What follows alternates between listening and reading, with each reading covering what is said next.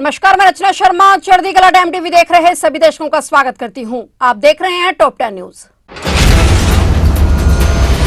प्रधानमंत्री नरेंद्र मोदी और अमेरिकी राष्ट्रपति डोनाल्ड ट्रंप ने आतंकवाद के खिलाफ मोर्चा खोल दिया है। दोनों नेताओं ने आतंक के खिलाफ मिलकर काम करने पर सहमति जताई है। ट्रंप ने कहा कि दुनिया में कहीं भी मौजूद आतंक के सुरक्षित ठिकानों को तबाह करने की जरूरत है। पीएम मोदी और ट्रंप ने पाकिस्तान से 26/11 मुंबई हमलों के साजिशकर्ताओं के खिलाफ तुरंत कार्रवाई शुरू करने को कहा। इस बीच अमेरिका ने मुंबई हमले के मुख्य साजिशकर्ता में से एक तोवर राना को भारत प्रत्यर्पित करने की मंजूरी दे दी है। डोनाल्ड ट्रंप के दूसरे कार्यकाल में पीएम मोदी पहली बार 2 दिवसीय अमेरिका की यात्रा पर पहुंचे। ट्रंप ने व्हाइट हाउस में पीएम मोदी की मेजबानी की और इस दौरान दोनों नेताओं ने आतंकवाद समेत तमाम मुद्दों पर विचार विमर्श किया। तोवर राना के बारे में ट्रंप ने कहा कि मेरे प्रशासन ने दुनिया के सबसे बुरे लोगों में से एक को भारत प्रत्यर्पित करने की मंजूरी दे दी है। अवैध न्याय का सामना करने के लिए भारत वापस जा रहा है। हम उसे तुरंत भारत वापस भेज रहे हैं। इस तरह के और प्रत्यार्पण हो सकते हैं क्योंकि हमारे पास नई दिल्ली से काफी अनुरोध हैं। तोवर राना के प्रत्यार्पण के फैसले पर पीएम मोदी ने डोनाल्ड ट्रंप का आभार जताया।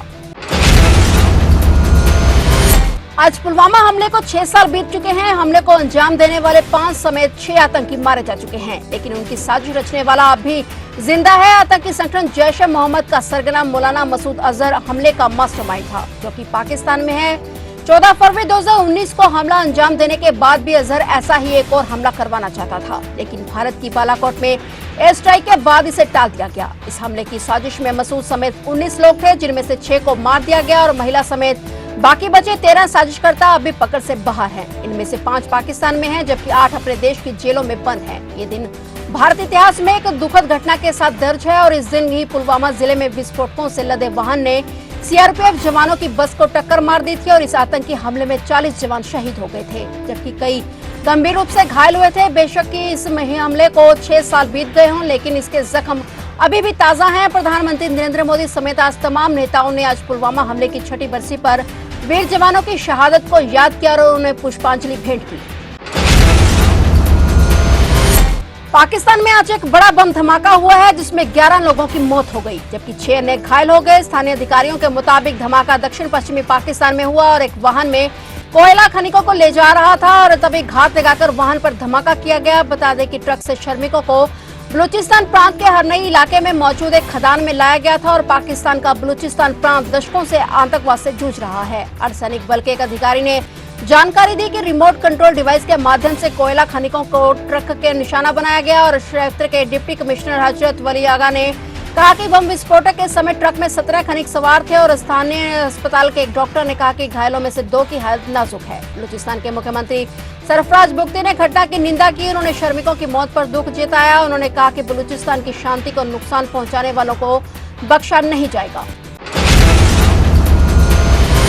रक्षा मंत्री राजनाथ सिंह ने कहा कि लखनऊ में और यूपी में जो भी विकास हो पाया है उसके लिए मुख्यमंत्री योगी आदित्यनाथ और सड़क परिवहन मंत्री नितिन गडकरी का ही योगदान है। यही कारण है कि आज लखनऊ सहित पूरे प्रदेश का तेजी से विकास हो रहा है। इंफ्रास्ट्रक्चर के प्रोजेक्ट लग रहे हैं। रक्षा मंत्री ने उनके योगदान के लिए वहां पर मौजूद नेता और कार्यकर्ताओं से खड़े होकर 1 मिनट तक तालियां बजाने का आह्वान किया। इस दौरान उन्होंने सड़क परिवहन मंत्री द्वारा लखनऊ के लिए स्वीकृत किए गए प्रोजेक्ट का उल्लेख किया। मुख्यमंत्री योगी आज लखनऊ में आयोजित 588 करोड़ रुपए की 114 विकास परियोजनाओं के लोकार्पण और शिलान्यास कार्यक्रम को संबोधित कर रहे थे। इस मौके पर केंद्रीय रक्षा मंत्री राजनाथ सिंह, सड़क परिवहन मंत्री नितिन गडकरी, यूपी के उप मुख्यमंत्री ब्रिजेश पाठक और केशव प्रसाद मौर्य सहित भाजपा के कई नेता, पदाधिकारी और कार्यकर्ता मौजूद रहे। सड़क परिवहन मंत्री नितिन गडकरी ने अपने संबोधन में मुख्यमंत्री योगी आदित्यनाथ की प्रशंसा करते हुए कहा कि उन्होंने यूपी में राम राज्य स्थापित करने में कोई कसर नहीं छोड़ी है। केंद्रीय गृह मंत्रालय ने मनी लॉन्ड्रिंग मामले में आप नेता सत्येंद्र जैन के खिलाफ मुकदमा चलाने के लिए राष्ट्रपति से अनुमति मांगी है। सूत्रों से खबर मिली है कि सत्येंद्र जैन के खिलाफ भारतीय नागरिक सुरक्षा संहिता की धारा 218 के तहत मंजूरी मांगी गई है। दावा किया गया है कि मंत्रालय ने ईडी की जांच और पर्याप्त सबूत की मौजूदगी के आधार पर यह अनुरोध किया है। बता दें कि जांच एजेंसी ने केंद्रीय हवाला लेन देन से जुड़े मनी लॉन्ड्रिंग मामले में जैन पर मामला दर्ज किया था और मई 2022 में उन्हें गिरफ्तार किया गया था। वे फिलहाल जमानत पर बाहर हैं और ईडी ने उनके खिलाफ आरोप पत्र दायर किया है।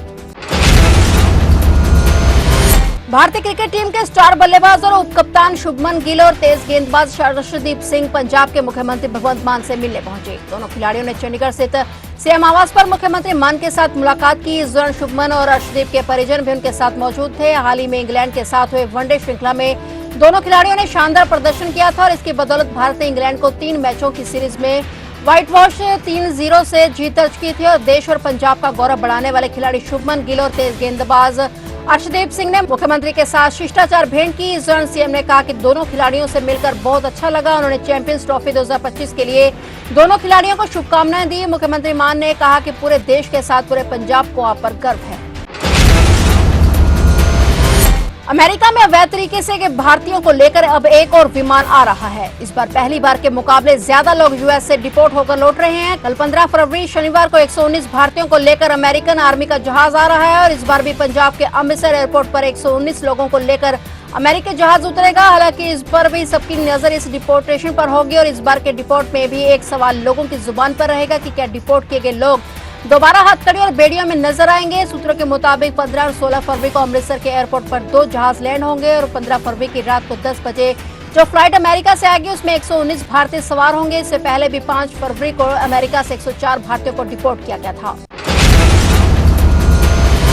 पानीपत के सीनियर भाजपा नेता नीति सेन भाटिया के घर पर इन्फोर्समेंट डायरेक्टोरेट ईडी की रेड 17 घंटे बाद खत्म हो गई है। इस दौरान उनके मॉडल टाउन स्थित घर से 6 लाख कैश, ज्वेलरी के 50 से 60 खाली डिब्बे और विदेशी शराब बरामद की गई है। ईडी की टीम पूर्व सांसद संजय भाटिया के मौसा प्रधानमंत्री नरेंद्र मोदी के करीबी नीति सेन भाटिया के घर पहुंची। घर में भाजपा के पानीपत से मेयर पद के दावेदार नवीन भाटिया भी मौजूद थे। यह कार्रवाई हिमाचल प्रदेश के सिरमौर में एक जमीन विवाद से जुड़े मामले में की गई है। इस मामले में बीते साल केंद्रीय नारकोटिक्स टीम नीति सेन भाटिया के बेटे नीरज भाटिया को गिरफ्तार कर चुकी है। हिमाचल में पांवटा साहिब फार्मास्यूटिकल फर्म की जांच प्रवर्तन निदेशालय काफी समय से कर रही है। ईडी ने हिमाचल प्रदेश के सिरमौर जिला प्रशासन से उक्त फर्म और 5 अन्य व्यक्तियों के स्वामित्व वाली संपत्तियों का विवरण मांगा था।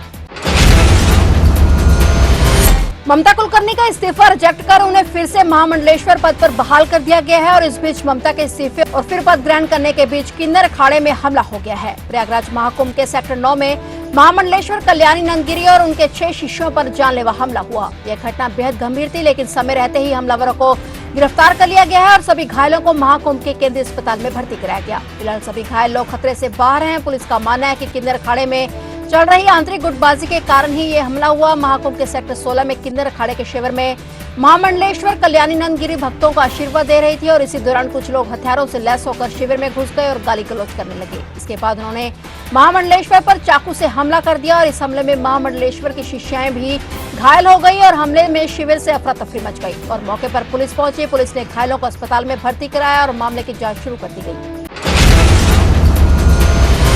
सोशल मीडिया पर बियर बाइसेप्स के नाम से मशहूर इन्फ्लुएंसर रणवीर अहलावादिया इस वक्त अपने आपत्तिजनक कमेंट को लेकर विवादों में हैं। देश भर में उनके खिलाफ एफआईआर दर्ज हैं, जिसको लेकर अब रणवीर ने सुप्रीम कोर्ट का दरवाजा खटखटाया है। यूट्यूब पर स्ट्रीम होने वाले शो इंडियाज गॉट टैलेंट में अश्लील टिप्पणी करने के बाद उन पर देश के अलग अलग राज्यों में शिकायतें दर्ज हैं। इसको लेकर सुप्रीम कोर्ट में उन्होंने याचिका दायर की, जिसमें उन्होंने अपील की कि सभी एफआईआर की एक साथ सुनवाई की जाए। रणवीर अहलावादिया की ओर से पेशकश करने वाले वकील अभिनव चंद्रचूड़ ने मामले पर जल्द सुनवाई की मांग की। वहीं भारत के मुख्य न्यायाधीश संजीव खन्ना ने इस मामले की तत्काल सुनवाई से इनकार करते हुए कहा कि इस मामले की प्रक्रिया के अनुसार ही सुनवाई किए जाने की बात कही है और सीजेआई द्वारा इस मसले पर पहले ही तारीख दे दी गई है।